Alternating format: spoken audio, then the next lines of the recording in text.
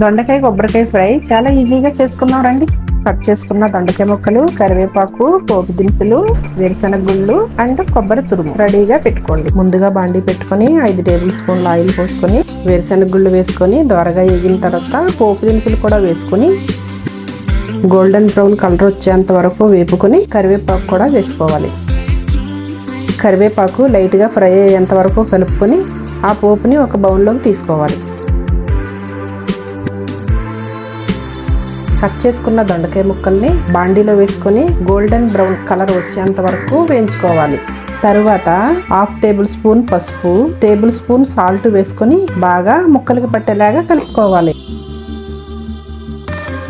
ముక్కలు బాగా వేగిన తర్వాత కరివేపాకు మరియు కొబ్బరి తురుము వేసుకొని బాగా కలుపుకోవాలి. తర్వాత ముందుగా వేయించుకున్న పోపు దినుసులు వేసుకొని బాగా కలుపుకోవాలి. అందులో తగినంత కారం వేసుకొని బాగా కలుపుకోవాలి. అంతే, ఎంతో టేస్టీ అయిన దొండకాయ కొబ్బరి ఫ్రై రెడీ.